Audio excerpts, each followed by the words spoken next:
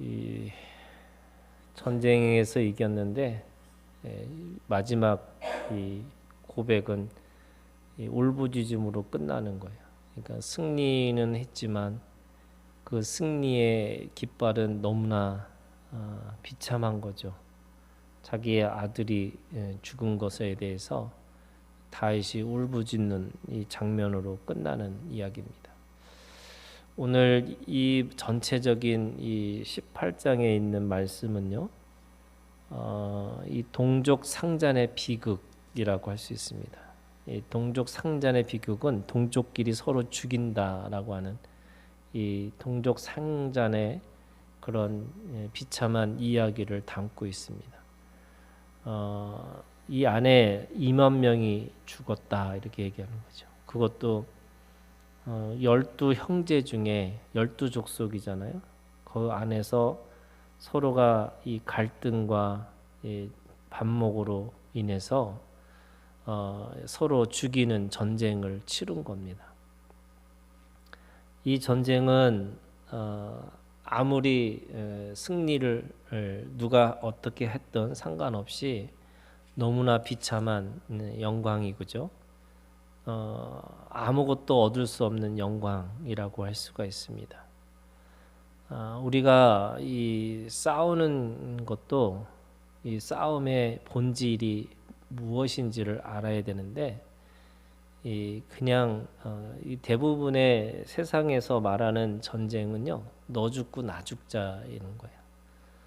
너 살고 나 사는 전쟁은 없는 거고, 이 또 이 안에서 보면 다 믿음의 사람들이잖아요. 이 한 사람의 욕심이, 한 사람의 욕망이 너 죽고 나 죽자라고 하는 이 전쟁으로 끝나는 것을 볼 수가 있습니다. 하나님은 12족속을 통해서 이 12족속의 이 정확한 경계를 지어주시면서 이 12족속이 하나님의 나라, 하나님의 백성, 그래서 이스라엘이라고 하는 나라를 세우신 거잖아요. 그런데 뜻이 안 맞으니까 또는 지도자를 잘못 만나니까 이게 서로 죽이는 그런 전쟁을 치를 수밖에 없다라고 이야기하는 거죠. 이 우리가 가지고 있는 아무리 고귀한, 예를 들면 이 2000년의 기독교 역사 속에서도요, 종교 전쟁이 제일 비참한 전쟁이고 제일 많이 죽은 전쟁 중에 하나랍니다. 유럽에서 있었던 뭐 이 30년 전쟁도 그렇고 또 십자군 전쟁도 그렇고 이 모든 이 전쟁들이 결국에는 이 믿음이라고 하는 이름을 통해서 폭력을 정당화시키고 사람을 죽이는 걸 정당화시키는 그런 전쟁을 치른 것을 알 수가 있습니다. 이 지금의 관점에서 보면 어떤 전쟁도 정당성을 가질 수가 없는 거죠. 분명하게 에베소서에는 우리한테 혈과 육으로 싸우는 전쟁을 하는 게 아니라는 거예요. 우리가 전쟁하는 것은 보이지 않는 영적 전쟁 하라는 거거든요. 그 사람이 믿고 그 사람이 하나님을 믿느냐 안 믿느냐라고 하는 것으로 보는 게 아니고 이 그 사람을 사로잡고 있는 그런 이 정신이 뭐냐라고 하는 그 정신에 대적하는 전쟁을 하라 이렇게 얘기하는 겁니다. 그래서 혈과 육이라고 하는 그 사람이 어떤 형태를 가지고 어떤 모습을 가지면서 하나님을 대적한다 이런 것으로 그것은 구약처럼 피를 흘리는 전쟁을 하지 말라는 거예요. 그래서 어떤 전쟁도 정당성이 없습니다. 우리가 아무리 이 소위 현대에서 이제 그거를 어거스틴이라는 사람이 그 전쟁에 대한 것 중에 하나가 이 정당 전쟁론이라는 게 있어요. 어떤 전쟁은 정당한 전쟁이 있다 이렇게 얘기하는 겁니다. 그래서 불의를 향해서 또 억압을 위해서 싸우는 전쟁 이렇게 얘기를 하는 거죠. 그런데 정당하다라고 하는 기준이 어디 있느냐? 다 자기 임의대로 하는 전쟁이에요. 하나는 신의 이름을 가지고 하지만 또 다른 쪽도 자기네들이 신의 이름을 가지고 전쟁을 합니다. 그리고 사람을 죽이고 아이를 죽이고 이 전쟁에 참여하지 않는 사람들을 죽이는 거를 너무나 정당하다고 생각을 하고 그들을 죽이는 거를 신의 이름으로 그걸 정당화시키는 거죠. 저는 이 이스라엘 백성들에게 보여줬던 혈과 육의 이 모습이 예수님을 통해서 그것이 내면의 전쟁, 이 영적 전쟁으로 바뀌었다라고 하는 거예요. 그 영적 전쟁은 핵무기를 가지고 어떤 그 총을 가지고 탱크를 가지고 누군가를 억압하고 누군가를 이렇게 자신의 뜻을 관철시키는 그런 전쟁이 아니고 믿음의 전쟁이고, 그래서 이 구원의 투구, 의의 흉배, 의의 이 진리의 이 허리띠, 그리고 평안의 신, 그리고 믿음의 방패, 그리고 말씀의 검이라고 하는 그런 가치를 향한 전쟁을 해야 되는 건데 여전히 혈과 육의 전쟁을 하는 것을 우리가 볼 수가 있습니다. 그래서 18장에 이 결과는 어떻게 보면 같은 동족끼리 2만 명을 죽이는, 그래서 누구도 승리할 수 없는 전쟁을 치른 것을 우리가 볼 수 있는 거고, 이 동족끼리의 서로 죽이는 이 전쟁은 결국에는 아버지와 아들의 전쟁이죠. 아버지와 아들의 전쟁이기 때문에 압살롬은 아버지를 죽이려고 지금 전쟁에 나서고, 그런데 이 다윗은 이 압살롬을 살려야 된다. 그러니까 전쟁의 승패가 중요한 게 아니고 이 압살롬이 살아 있느냐 살지 않았냐라고 하는 그것이 그에게 온전한 관심이라고 할 수가 있죠. 그래서 압살롬은 전쟁에 이기기를 바라고, 그리고 빨리 아버지를 죽이기를 바라고, 그래서 그 아버지에게 그 책임을 물어서 자기가 왕이 되려고 하는 전쟁이라고 할 수가 있습니다. 그런데 아버지는 그 아들이 살아나기를 바라는 전쟁이었고, 그래서 아들이 다시 돌아오는 거, 자신을 대적하고 자신에 대해서 거역했던 그 아들이 다시 돌아오는 탕자가 돼서 집으로 돌아오는 그 아들이 되기를 기대하는 거고요. 결국에는 그 모든 책임, 이 33절에 울부짖는 이 울부짖음은 결국에는 자신의 죄로 인해서 이 죄의 대가로 치러지는 이 전쟁이었기 때문에 너무나 슬피 울고 있는, 그래서 그 아들의 죽음에 대한 안타까움도 있지만 이 모든 것에 자기의 책임을 한탄하고 자기의 책임을 통곡하고 있는 그런 다윗의 그런 고백이라고 할 수가 있습니다. 그래서 오늘 말씀의 이 결국에는 이 압살롬이 죽는 이 죽음의 이 순간에 그 안에 사람들이 이렇게 보이는데, 특별히 저는 이 요압이 분명히 다윗이 죽이지 말라고 했는데 이 요압 장군은 그 아들을 죽이는 거죠. 전쟁의 관점에서 보면 그 다윗도 사람들이 맨 먼저 나가서 자기가 전쟁에 나가서 싸우겠다라고 했을 때 이 장군들이 한 얘기가 그거잖아요. 자신들이 많이 죽었다고 해도 아무 상관없다. 그런데 다윗이 죽으면 안 된다. 그래서 당신은 전쟁에 나서지 말라, 이렇게 얘기를 하는 거예요. 그들에게 있어서 관심은 다윗이었죠. 그런데 요압도 그걸 알고 있는 거예요. 그래서 요압은 압살롬만 죽이면 이 전쟁은 끝난다는 것을 너무나 잘 알고 있는 거죠.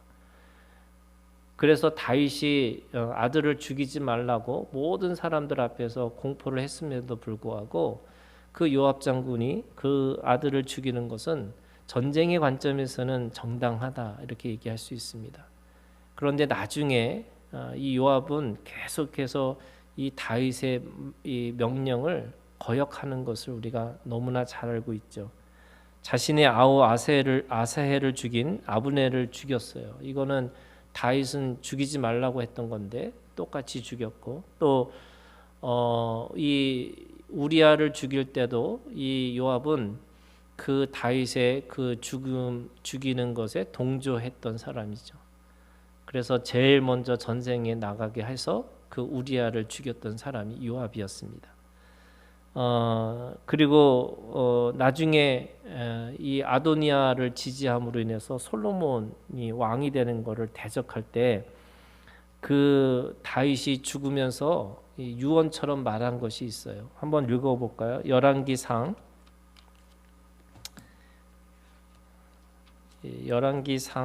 2장 5절부터 5절 6절이거든요.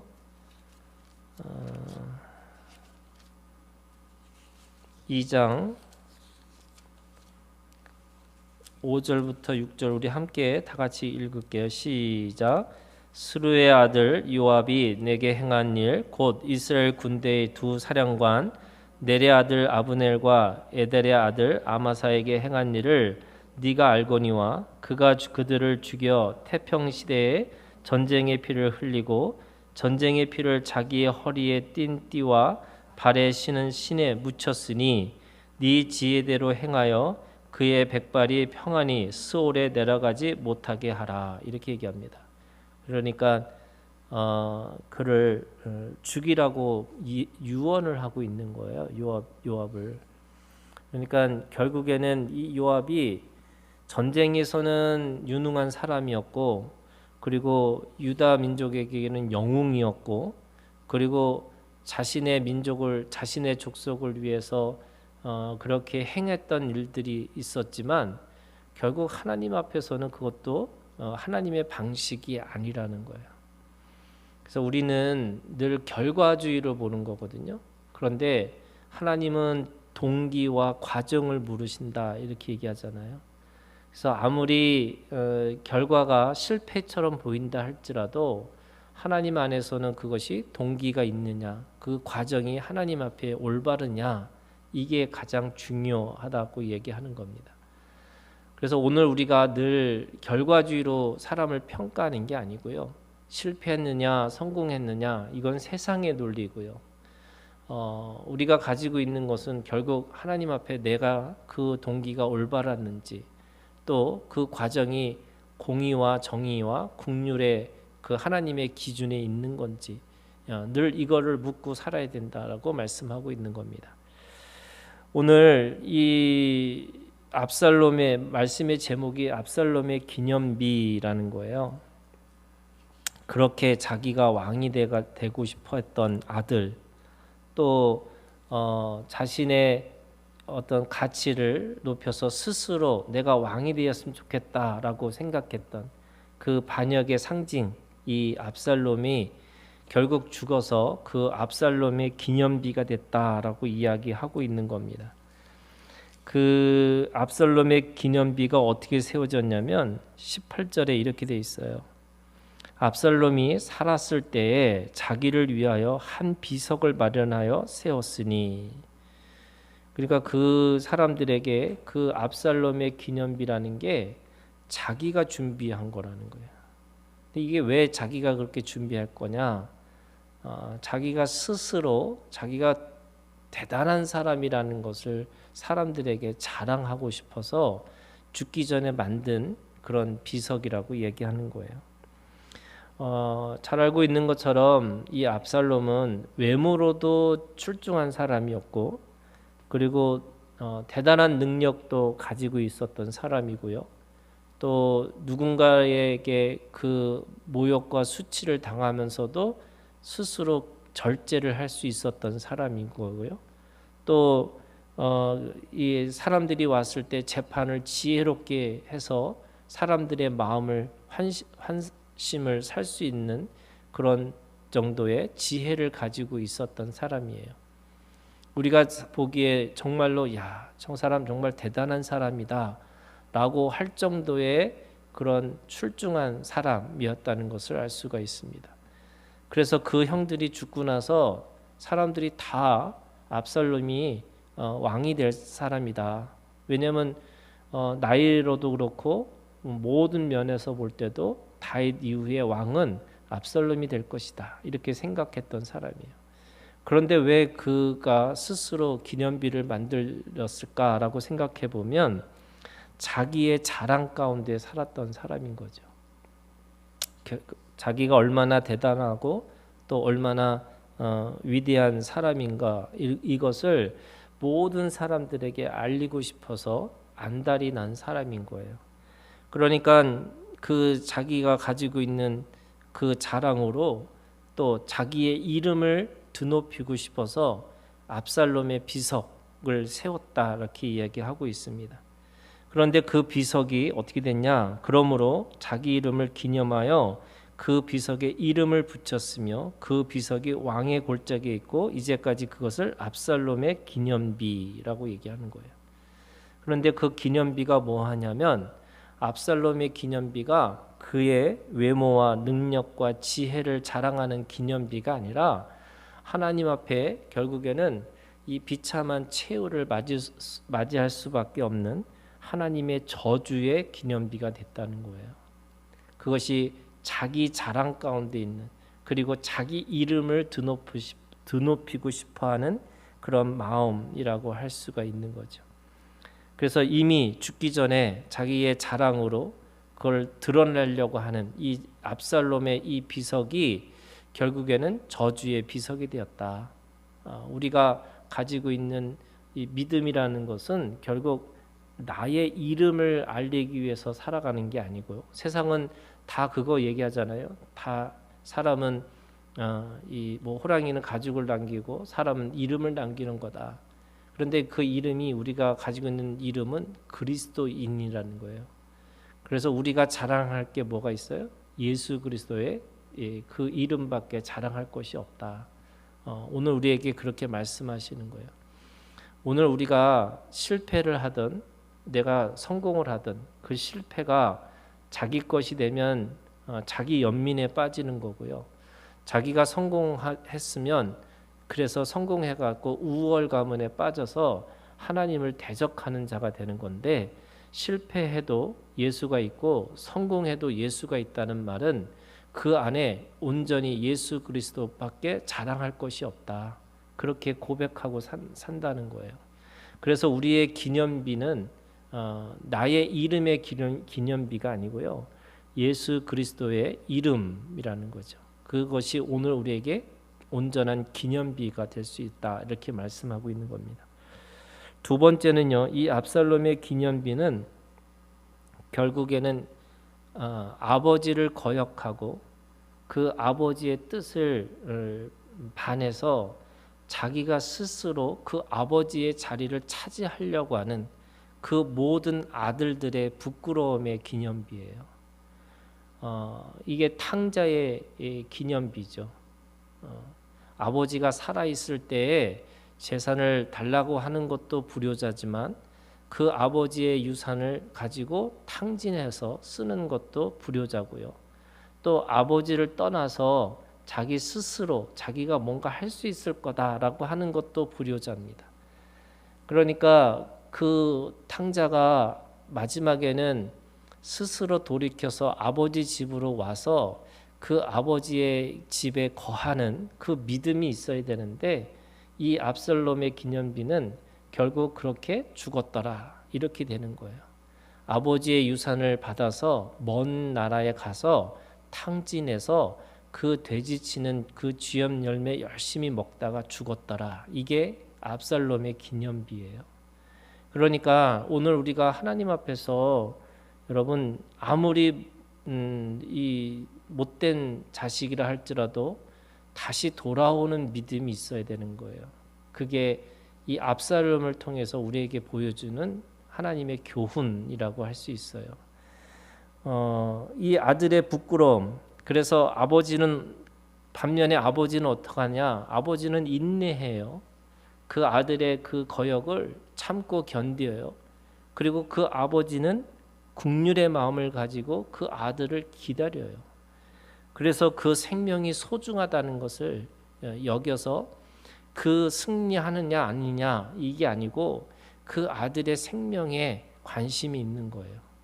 그것이 아버지죠. 그래서 여러분 이 압살롬의 기념비가 아들의 모든 아들들의 부끄러움, 탕자처럼 살다가 탕자처럼 죽은 자들의 모든 부끄러움의 상징이라면 거꾸로 여러분 그 압살롬의 그 기념비는 모든 아버지들의 영광의 상징이에요. 그래서 그 아들들이 돌아올 때 그렇게 아들을 맞이할 수 있는 그 아버지의 마음이 그 안에 있다라고 하는 거예요. 그래서 여러분 이 탕자의 비유가 원래 탕자가 주인공이 아니고요. 그 말씀의 이 탕자의 비유의 주인공은 아버지예요.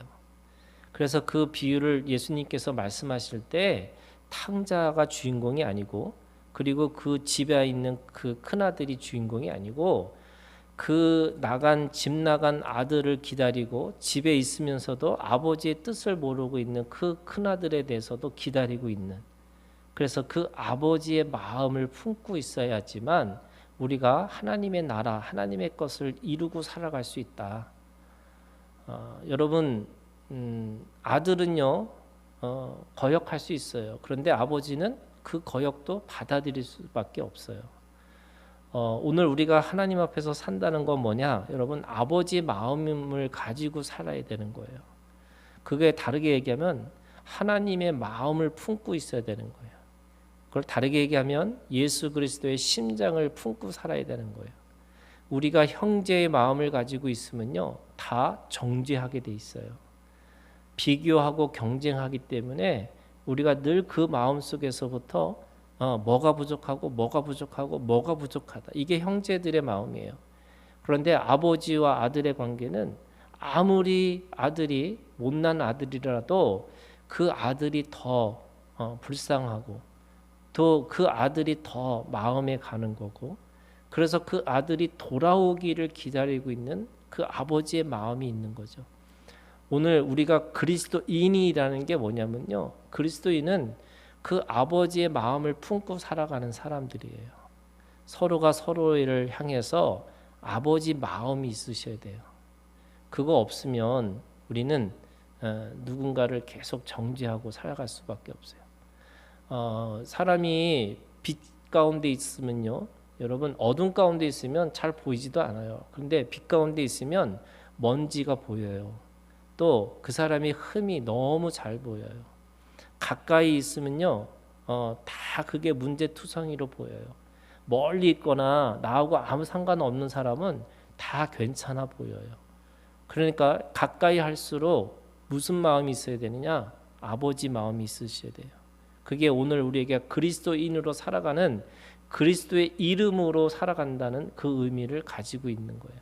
그래서 이 압살롬의 기념비는 정말 모든 집에 돌아오지 않는 그 탕자의 부끄러움의 상징이면서 모든 그 탕자로 돌아온 그 아들을 기꺼이 잔치를 베풀고 옷도 바꿔주고 가락지를 끼우고 신도 신기어주는 그 아버지의 마음을 이야기하고 있습니다. 오늘 우리가 그 마음이 있기를 주님의 이름으로 축원합니다.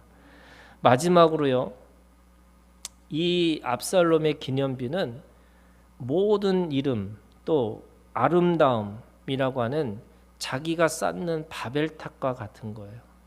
그래서 압살롬의 이 기념비는 인간의 욕망의 바벨탑이죠. 그래서 그 바벨탑을 하나님은 어떻게 하세요? 흐트러 놓으시는 거예요. 그 바벨탑을 언젠가 무너뜨리길. 그런데 어떻게 무너뜨리냐? 하나님, 세상의 사람들은 그걸 힘으로 폭력으로 그거를 무너뜨리려고 했지만 하나님 아버지는요 십자가를 통해서 무너뜨리기를 원하세요. 그래서 그 바벨탑 위에 십자가를 세우시기를 원하는 거죠. 그러면 우리 이름이 아니고 그리스도인의 이름이잖아요. 그러면 그 마음이 뭐예요? 아버지의 마음이에요. 그 아버지의 마음이 뭐냐? 내가 대신 죽고 싶다는 거예요. 그게 내어주고 내어주고 내어주는 아버지의 마음. 그래서 내가 그 압살롬이 죽는 그 죽음보다 내가 기꺼이 죽는 것이 더 낫을 것 같다. 이것이 십자가의 마음이죠. 그래서 오늘 우리가 우리 인생에서 바벨탑을 세워서 살아가는 게 아니고요. 오늘 십자가라고 하는 희생과 헌신과 또 자기의 부인, 자기 죽음, 이 십자가를 세워 나가는 우리의 삶으로 살라고 이렇게 얘기하고 있습니다. 오늘도 이 압살롬의 기념비를 우리가 바라보면서 이 세 가지 믿음, 오늘 예수 그리스도의 이름을 기억하고 그리고 아버지의 마음을 가지고 그래서 오늘 십자가의 삶으로 우리가 살아가는 오늘 우리가 되기를 주님의 이름으로 축원합니다.